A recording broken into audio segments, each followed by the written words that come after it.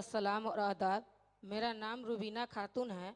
मैं अख्ता पूर्वी panchayat ward number 10 प्रखंड सुप्पी जिला सीतामढ़ी की रहने वाली हूँ। और जीविका से पहले क्या मेरा समाज था और जीविका में जुड़ने के बाद क्या बदलाव हुआ, ये सामाजिक स्तर पर कुछ मेरे बात सभी को बताना चाह रही हूँ। जैसे देखते थे गांव में हम लोग संगठन में हमेशा चर्चा करते थे कि शराब से लेकर कितना ही दीदी हर घर में परेशान रहती थी। जब भी उसके पति पी कर आते थे तो अपनी पत्नी को बहुत मारते थे। और हर सामाजिक मुद्दा पर हम लोग अपने संगठन में प्रचार करते थे और बोलते थे, फिर भी हम लोग का कोई सुनने वाला नहीं था।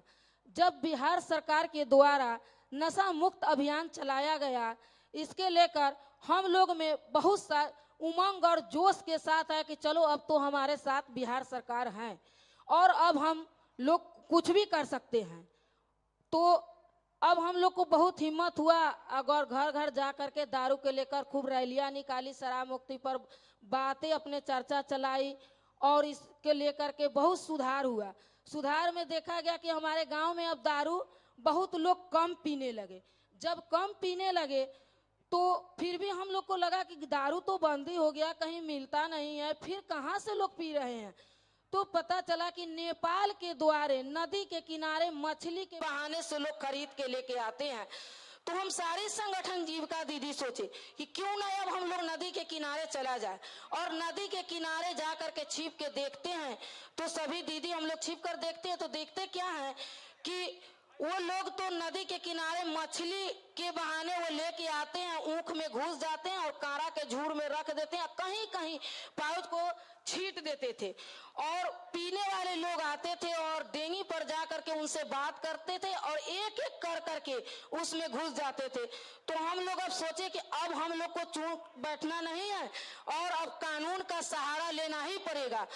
तो टोल फ्री नंबर है 15545 पर हम लोगों ने फोन किया, तुरंत उसका कार्रवाई हुआ और जेल चले गए।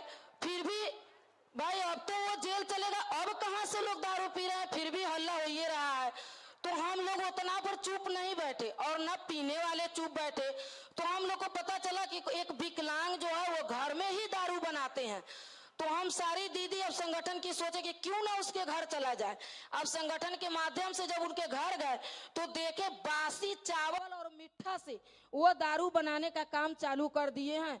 तो घर में से वो दारू का बर्तन, मिट्टी का हांडी था और क्या कहते हैं चूल्हा था, सभी को हम लोगों ने तोड़े और तोड़ करके फिर उसी समय सतत जीविकोपार्जन से सर्वे चल रहा था और सतत जीविकोपार्जन के तहत उस चुनाव कर दिए और चुनाव कर करके उसको गरीब में लिया और उनको किराना दुकान दिया गया।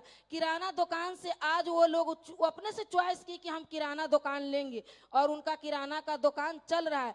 तो जीविका में जुड़ने के बाद और देखे कि हमारे समाज में ये तो कुछ न कुछ बदलाव तो हुआ और हम लोग जीविका के माध्यम से आज इतना आगे बढ़े हैं। वो जीविका का ही देन है कि आगे बढ़े और बिहार सरकारें हमारे साथ हैं जो हम लोग को इतना हिम्मत है। इसीलिए कहते हैं कि जब तक हम जिंदा रहेंगे ये काम आगे मेरा संघर्ष और मेरी दीदी का संघर्ष चलता ही रहेगा। हम अकेली दीदी नहीं है, एक नहीं दो नहीं, हम हजारों दीदी हैं और इस काम को आगे बढ़ाने के लिए और नीतीश भैया को कदम से कदम मिलाकर चलेंगे, आगे बढ़ता ही रहेंगे। और इस महिला एकता न्यारी है, नशे धंधेबाज प्रभारी है। जय हिंद, जय भारत, जय जीविका, जय बिहार।